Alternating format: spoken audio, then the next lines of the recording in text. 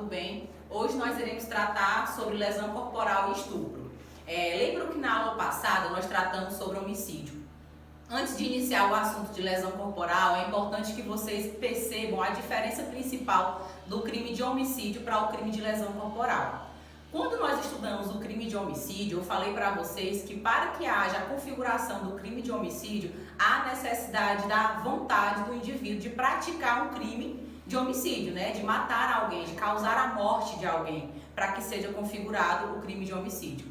Já na lesão corporal, a intenção do indivíduo, do agente que vem a praticar uma conduta criminosa, não é a morte. Ele não quer matar ninguém, ele quer apenas lesionar alguém. Então tem que prestar atenção sempre quando for visualizar uma questão referente à lesão corporal e homicídio, verificar qual é a índole, a vontade do agente naquela conduta que ele está vindo a praticar, certo? Então, o crime de lesão corporal está previsto no artigo 129, e eu peço que vocês dêem uma lida no artigo completo, de forma calma, porque é muito importante vocês terem conhecimento da lei seca para responderem as questões. Então, essa lesão corporal é o quê? É um crime que vem a interferir na integridade física de uma pessoa, seja a integridade física ou a saúde de alguém, certo?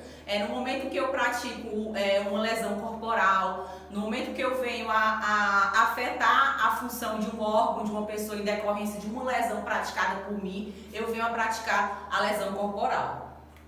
Essa lesão corporal ela é de forma livre, eu posso vir a praticar ela de qualquer forma, seja pontapé, facada, tiro, qualquer forma que eu venha a lesionar uma pessoa, eu posso vir a praticar um crime de lesão corporal, lembrando que o principal é a vontade do agente. O que é que ele queria naquela conduta? Ele queria lesionar? Ele queria matar? O que era que ele queria? Vocês têm que observar a vontade dele para que vocês consigam entender o que a questão vier a solicitar de vocês, certo? Então, pode vir a ofender tanto a integridade corporal como a saúde de uma pessoa. Lembrando que no crime de homicídio, sempre quando a gente vinha a praticar um crime de homicídio, esse crime de homicídio poderia ter a modalidade culposa, poderia ser qualificado, poderia ser um homicídio privilegiado. Todas essas características do homicídio também tem na lesão corporal, certo? Nós podemos ter uma lesão corporal culposa, admite a modalidade culposa, podemos ter uma tentativa de lesão corporal, podemos ter uma lesão corporal qualificada, uma lesão corporal privilegiada, certo? Outro ponto interessante é que, não é novidade para vocês, mas é bom a gente mencionar, é que não é possível a autolesão. Eu não posso me autolesionar e ser responsabilizado por essa autolesão. Eu tenho que lesionar outra pessoa para que de fato fique configurado o crime de lesão corporal. Para que haja a conduta, necessita da existência do dolo, seja um dolo direto ou um dolo eventual, ou então que seja na modalidade culposa ou pré-tedolosa. A pré-tedolosa é quando ocorre o dolo na conduta de lesionar, porém ocorre a culpa no resultado. O exemplo principal de um crime de lesão corporal pré-tedoloso é a lesão corporal seguida de morte, na qual eu quero apenas lesionar a criatura, porém o resultado da minha agressão ocasiona a morte. Então é um crime de lesão corporal pré-doloso, no qual o resultado é morte. Quem pode ser o sujeito ativo? O sujeito ativo do crime de lesão corporal é qualquer pessoa. Qualquer pessoa pode ser o sujeito passivo e o sujeito ativo da lesão corporal. Só que tem que prestar atenção em alguns casos especiais, como no qual a lesão corporal vier a resultar o aborto, o sujeito passivo tem que ser uma gestante, né? Porque senão não teria como ocasionar um aborto ou uma aceleração de parto, né? E outro ponto que vocês têm que prestar atenção é que alguns tipos de lesão corporal pode vir até a necessidade de um sujeito específico, ativo também. No caso de um crime de violência doméstica, na qual o parceiro tem que ter uma relação íntima, né? Uma relação doméstica com a vítima para que seja configurada a lesão corporal em decorrência da violência doméstica. mas em regra, o crime de lesão corporal é um crime comum, onde qualquer pessoa pode vir a praticá-lo, seja no polo ativo, seja no polo passivo da ação. Também é um crime material. O que é esse crime material? O crime material é quando ele necessita de um resultado naturalístico para que venha a ser consumado. O que acontece, então? Na lesão corporal ocorre uma ofensa à integridade física. Eu lesiono uma pessoa, eu lesiono a saúde dessa pessoa. Então, nesse caso, há um resultado. Então, quando há um resultado, o crime se consuma, certo? Até mesmo na tentativa, há uma consumação, que é no momento que eu tento matar. Não é a minha finalidade que eu desejei, mas eu tentei praticar o crime. Então, é possível sim a lesão corporal na tentativa, né? Na modalidade tentada. Então, como eu falei para vocês, admite qualquer forma, eu posso de qualquer jeito lesionar uma pessoa, seja facada, pontapé, tiro, tapa na cara, qualquer forma que eu venha a lesionar ela, configura o crime de lesão corporal. Então, quais são as modalidades do crime de lesão corporal? A lesão corporal ela pode ser leve, ela pode ser grave, ela pode ser gravíssima, ela pode ser privilegiada e também ela pode ser culposa, certo? Essas modalidades aqui, elas são muito parecidas com o crime de homicídio. Até as próprias qualificadoras são muito similares ao crime de homicídio. Por isso que vocês têm que prestar atenção sempre na intenção do agente. O que é que ele quer praticar, para que não confunda no momento da prova qual é o crime, se é de homicídio, tentativa de homicídio ou se é de lesão corporal. Então, primeiramente, o crime de lesão corporal simples, ele é utilizado de forma subsidiária. Por quê? É sempre quando não for configurado o crime de lesão corporal grave e o crime de lesão corporal gravíssimo, será então crime de lesão corporal simples. Então, sempre ele é utilizado por último. Quando não for as hipóteses mais gravosas, aplicará então a lesão corporal simples. Como é um crime, pelo próprio nome fala que é simples, ele vai ser julgado onde? No juizado especial. Por quê? Porque ele é um crime de menor potencial ofensivo. Já a forma qualificada, por mais que o artigo 129 fala apenas de lesão corporal grave, entende-se doutrinamente que o parágrafo 1º trata da lesão corporal grave e o parágrafo 2º trata da lesão corporal gravíssima, certo? E nós temos também como qualificadora a lesão corporal com resultado morte, que é a forma mais grave de lesionar uma pessoa. Então, é importante vocês visualizarem aqui as diferenças básicas e principais da lesão corporal grave e da lesão corporal gravíssima, para que vocês, no momento da prova, consigam responder, porque geralmente a questão que trata sobre lesão corporal, ela faz com que você confunda a lesão corporal grave da lesão corporal gravíssima. E se vocês memorizarem esse quadro aqui, vocês não vão mais errar questão referente à lesão corporal grave e lesão corporal gravíssima. Primeiramente, na lesão corporal grave, para que haja a lesão corporal grave, há necessidade de uma incapacidade para as ocupações por mais de 30 dias. Preste atenção, tem que ser por mais de 30 dias. Se ele for lesionado e ficar incapacitado por 30 dias, já não cabe lesão corporal grave. Será então uma lesão corporal leve. Por quê? Porque necessita que a sua incapacidade para suas ocupações habituais sejam por mais de 30 dias, ou seja, a partir de 31 dias, certo? No caso de lesão corporal grave, essa incapacidade de ocupação não precisa ser do trabalho. Pode ser uma incapacidade para um hobby, uma incapacidade para coisas que eu tinha o hábito de fazer na minha rotina. E eu fiquei impossibilitado de fazer essas coisas por mais de 30 dias, certo? Diferente da lesão corporal gravíssima. Na lesão corporal gravíssima, o que acontece é a incapacidade permanente para o trabalho. Então, é uma situação bem específica, onde necessita de quê? Que a incapacidade seja permanente e que seja de quê? Do trabalho. E que esse trabalho seja o quê? Lícito. Digamos que fulaninho, ladrão do bairro, venha praticar um crime de furto no bairro, no decorrer do bairro.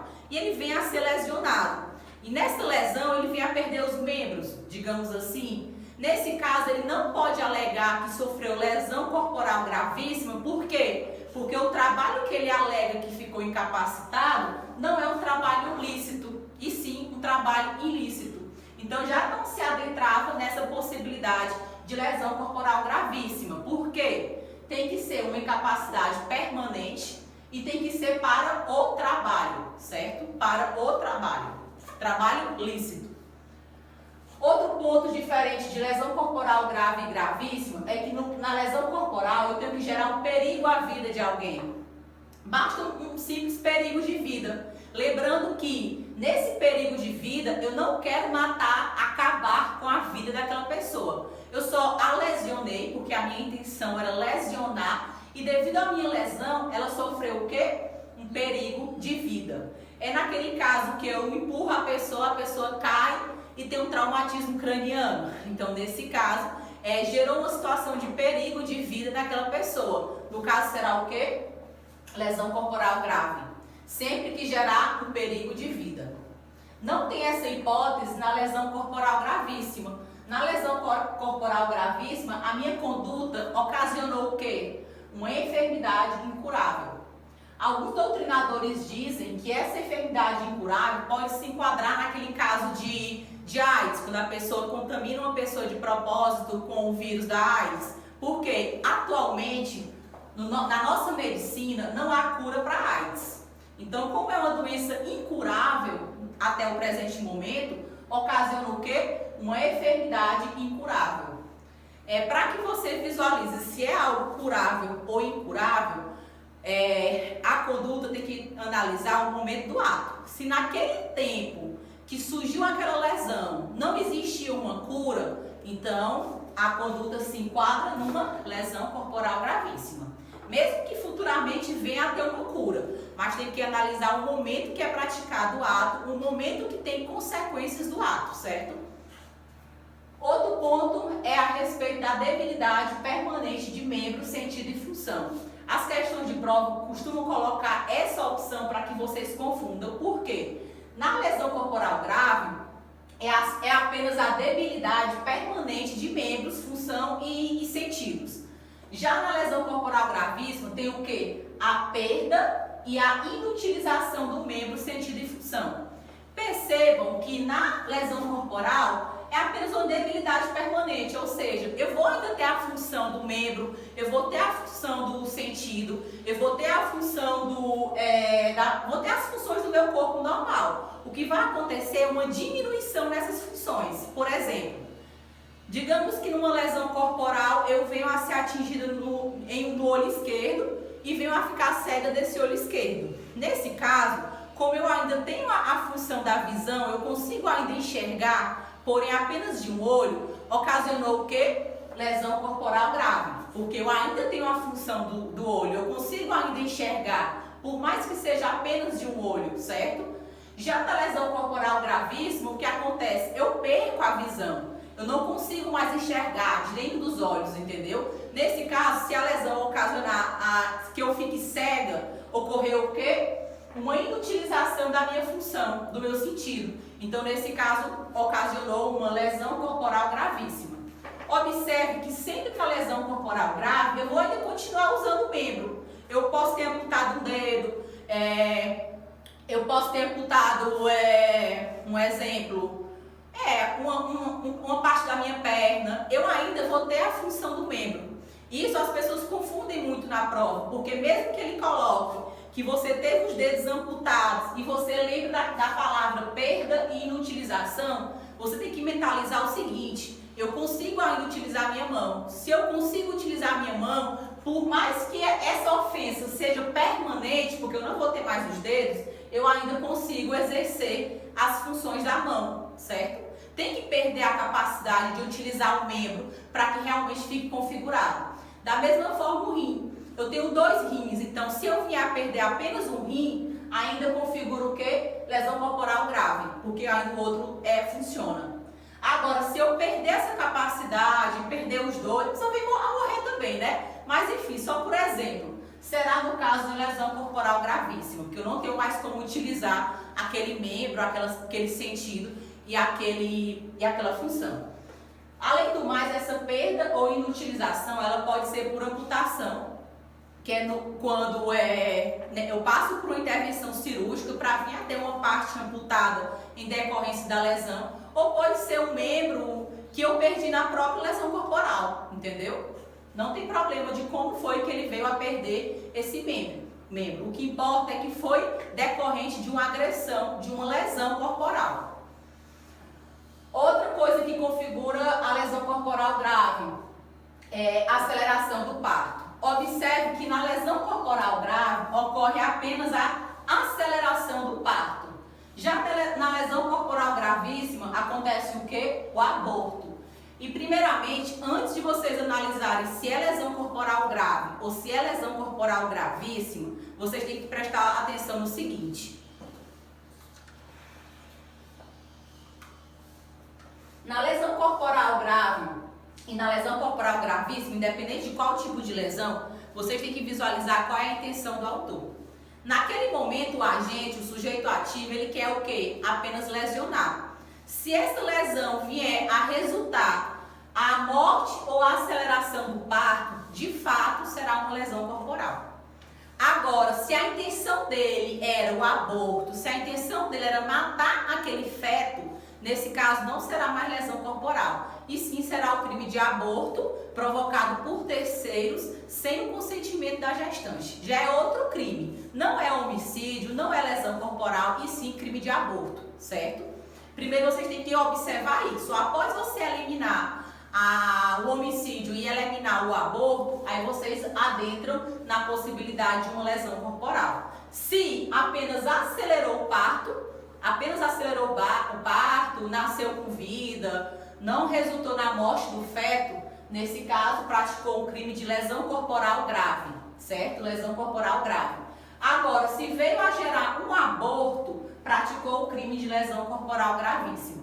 Observe que sempre o crime de lesão corporal gravíssima é o crime mais grave, mais perverso, ocasiona a morte, a deformidade permanente, ocasiona uma enfermidade incurável, uma perda ou inutilização de um membro, de um sentido, de uma função. Aqui não. Na lesão corporal grave é algo que ou é provisório, como no caso da incapacidade por mais de 30 dias, ou é algo permanente, mas que você ainda tem as funções do seu corpo, você ainda consegue executar funções, membros, de forma tranquila, por mais que tenha uma certa dificuldade, você ainda consegue desenvolver. E aqui que apenas acelera o parto e não ocasiona o aborto, certo? Então observe que na lesão corporal grave ocasiona uma pena de 1 a 5 anos, enquanto na gravíssima a pena é de 2 a 8 anos, justamente por ser mais grave.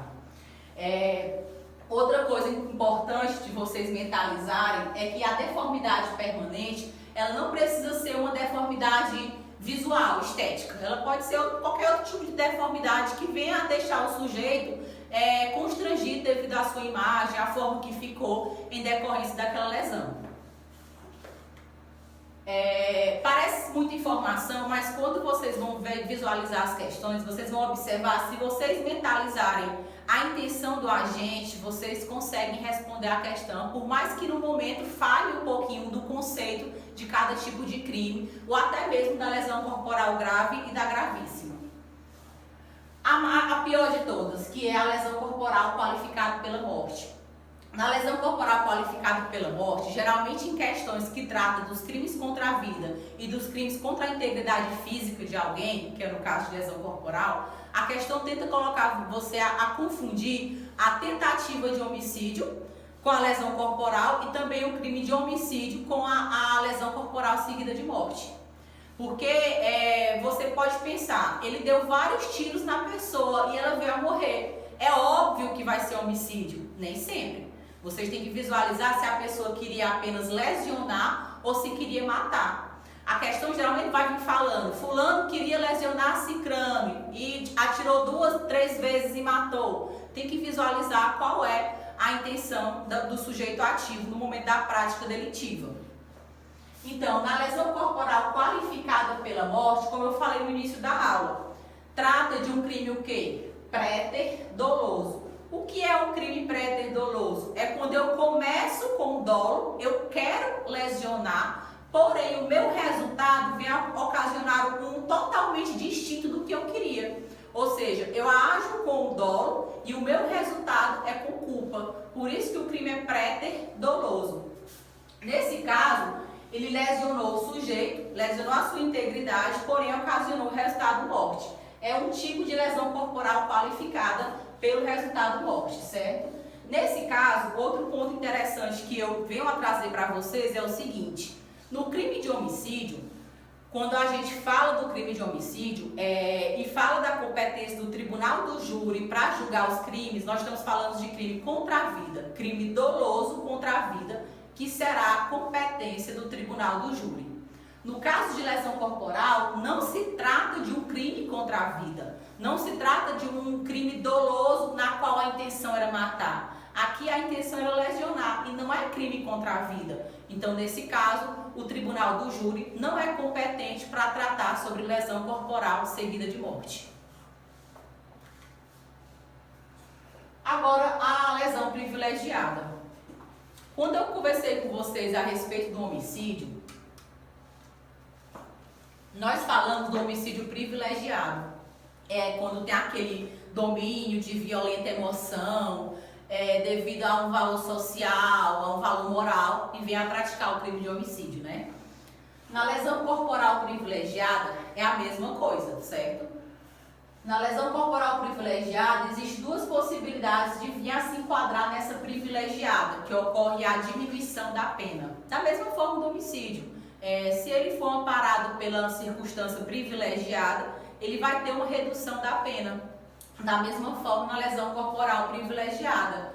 Essa lesão corporal, em decorrência de algumas situações específicas, ela vai gerar uma diminuição da pena. É uma forma menos grave, é tipo como se o juiz visualizasse aquela situação com outros olhos, né? E percebesse que é uma forma de amenizar a punição da criatura.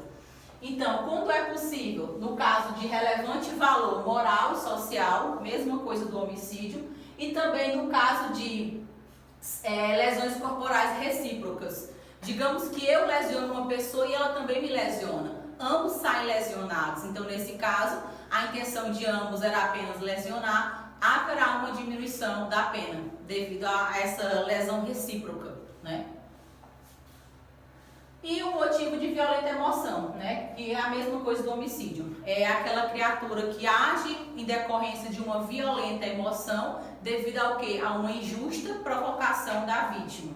Se ela estiver amparada por essas circunstâncias, então será o caso de lesão corporal privilegiada.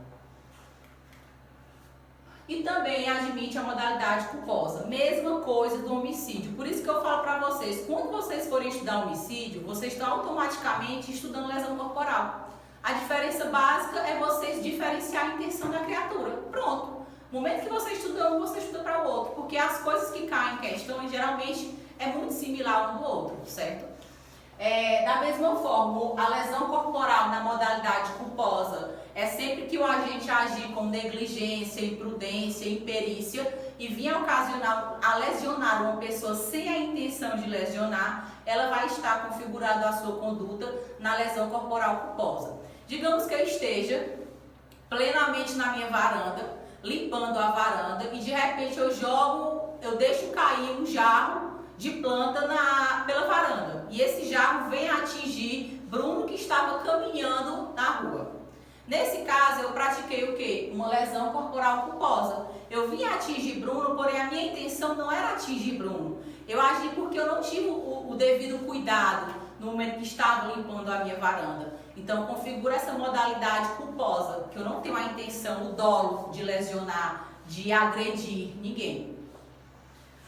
Cuidado com o seguinte, por mais que exista lesão corporal grave, lesão corporal leve, lesão corporal gravíssima, se eu pratiquei um crime de lesão corporal culposa, eu não vou ter qualificador em decorrência do grau de lesão corporal que eu pratiquei na criatura. Eu posso vir a ter uma causa de aumento de pena, que é as mesmas circunstâncias do crime de homicídio.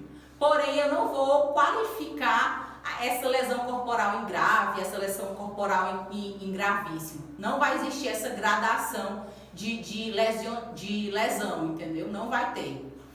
Agora, é possível que ocasione o quê? A lesão corporal com aumento de pena, que são as mesmas circunstâncias do homicídio. Eu repito para que vocês mentalizem isso. No momento que estão estudando esse assunto, vocês estão revisando o assunto de homicídio, certo? Na lesão corporal com aumento de pena em decorrência da lesão culposa, a mesma coisa. Como é que acontece? Inobservância das regras técnicas de profissão ou de ofício, e se o agente não prestar o socorro à vítima ou nem amenizar os danos que ele praticou com sua conduta, e também fugir para evitar a prisão em flagrante. Nessas circunstâncias, ocorrerá o aumento da pena do crime de lesão corporal culposa, na qual aumentará 1/3 da pena, certo? Lembrando que essa inobservância de regra técnica de profissão é o seguinte: um exemplo clássico que é o do médico. Ele tem a técnica, ele é fera, ele é especialista, ele é referência, porém naquele momento ele não teve o cuidado necessário, entendeu? E nesse caso ele não queria matar ninguém, ele apenas lesionou. Nesse caso, ele veio a gerar uma lesão corporal na pessoa, ele será responsabilizado pelo crime de lesão corporal culposa em decorrência da inobservância de regra técnica e, consequentemente, terá a causa de aumento de pena de 1/3, certo? Lembrando de novo, é as mesmas circunstâncias, os mesmos requisitos do crime de homicídio. Agora, a modalidade dolosa. Qual é as causas de aumento de pena na lesão corporal dolosa? Aqui, independente de ser grave ou gravíssima, vai ter o aumento de pena. O que importa é a palavra dolosa. Ele quis praticar realmente a lesão corporal na pessoa. Mesma coisa do homicídio, mesma coisa. Quais são os requisitos? Incidirá na pena. Se for contra menor de 14 anos e maior de 60, terá a causa de aumento de pena. Se for por milícia privada, grupo de extermínio, terá a causa de aumento de pena, certo? Tem que observar essa situação. Lembrando que o agente, se for impossível ele saber a idade, ou ele desconhece essa idade da vítima, ele não terá a incidência da causa de aumento de pena. Ele tem que ter o conhecimento da idade, ou pelo menos perceber que aquela pessoa se adentra naquelas possibilidades. Digamos, é muito simples você observar que uma criança não tem 14 anos, né? Então, se for algo visível, perceptível, que ele poderia ter conhecimento, aí sim ele será responsabilizado pela essa causa de aumento de pena. Violência doméstica. Também no homicídio tem essa possibilidade, e no caso da lesão corporal, e também no homicídio em decorrência da violência doméstica. Aqui também terá uma causa de aumento de pena, que o crime vai vir a aumentar se a vítima da violência doméstica é uma pessoa com deficiência, terá uma causa de aumento de pena. Também vai se observar se a lesão corporal é grave, se ela é gravíssima. Tem só que observar que existe uma qualificadora se essa lesão corporal vier em decorrência de quê? De uma violência doméstica, certo? No caso de violência doméstica, não existe a modalidade culposa, tem que ter a modalidade dolosa para se enquadrar na lesão corporal por violência doméstica. Porque assim, a intenção dele realmente é ferir a pessoa em decorrência daquela relação que tem. Com aquela, digamos que o marido e a esposa tem uma relação familiar, ele ocasiona essa lesão corporal em decorrência dessa relação. Tem que visualizar a intenção dele, o ambiente na qual ele vem a praticar essa conduta. Por isso que não tem como ser uma lesão corporal culposa se for em relação à violência doméstica. Tem que ser uma lesão corporal dolosa se for em relação à violência doméstica. Outro ponto interessante que costuma demais cair em prova é o seguinte: essa violência doméstica ela também se estende para a questão da babá, certo? Tem um ambiente familiar na relação. Nesse caso, a babá que vem a agredir a criança, que ela tem o dever de cuidado, ela pode sim, a depender do caso concreto, ser responsabilizada pelo crime de lesão corporal com a agravante, com a qualificadora de violência doméstica. Mesma coisa do homicídio também. Observe, mais uma vez, vocês estão revisando o assunto de homicídio no momento que você estuda lesão corporal. Mesma situação de qualificadora. Se o crime de lesão corporal vier contra policial, policial rodoviário, policial civil, policial militar, agente penitenciário, será caso de a qualificadora do crime de lesão corporal, na qual a pena será, aliás, qualificadora não, causa de aumento de pena, na qual a pena será aumentada de 1/3 até 2/3. Lembrando que para que fique realmente configurada essa majorante, é necessário o quê? Que o agente tenha conhecimento da função exercida pelo sujeito passivo. Ele tem que ter conhecimento, ele tem que praticar essa conduta devido ao quê? Exercício da função ou em razão da função exercida. E lembrando que essa causa de aumento de pena de 1/3 até 2/3 também se adentra a crimes praticados contra a família desses agentes, contra a esposa ou até os parentes sanguíneos até o 3º grau. E o perdão judicial? O perdão judicial da mesma forma do homicídio. Repito para ficar enjoado mesmo de vocês não esquecerem mais isso. Perdão judicial é possível no crime de lesão corporal culposa, apenas na modalidade culposa, quando o juiz ele visualiza que as consequências daquele ato, daquele fato, ele já é tão perverso para o agente que não precisa ele punir de novo. A própria infração ele causa uma forma penosa, uma pena na qual qualquer outro tipo de pena é desnecessário. O resultado foi tão gravoso que não precisa mais aplicar nenhum tipo de sanção penal, certo? E nesse caso, da mesma forma do homicídio, gera o quê? A extinção da punibilidade. Gera a extinção da punibilidade. Ele não será responsabilizado penalmente, nem civilmente. Qual é o tipo de ação penal? Aqui é importante vocês mencionarem o seguinte, em regra, o crime de lesão corporal, ele é o quê? De pública incondicionada. Em regra, é uma ação pública incondicionada. O que é uma ação pública incondicionada? É quando, independente do ofendido, da vítima, querer que o processo existe, que a investigação existe, ela vai existir de qualquer forma. Se o delegado iniciou a investigação, se o Ministério Público tem elementos suficientes para ofertar uma denúncia, o crime vai existir independente de qualquer coisa. Porém, há uma exceção.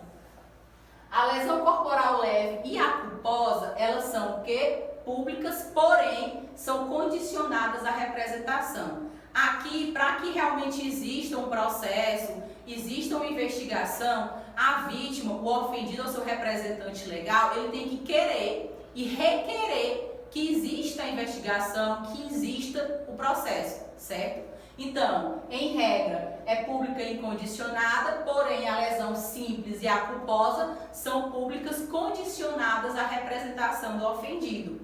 E, no caso de violência doméstica, em qualquer hipótese, seja leve, grave, gravíssima, sendo que na lesão corporal em decorrência de violência doméstica só cabe a modalidade dolosa, só a modalidade dolosa, não cabe a modalidade culposa. Nesse caso, independente de qualquer coisa, sempre será um crime de ação penal pública incondicionada. A vítima não precisa requerer uma investigação, não precisa requerer a propositura de uma denúncia. Ela simplesmente, pelo fato da situação existir e a polícia ou o Ministério Público tiver conhecimento, o processo já existirá, a investigação ocorrerá, porque ela é pública incondicionada. Posição do STF, certo? Então, nesse momento, a gente conclui a parte de lesão corporal e a gente vai iniciar a parte de estupro.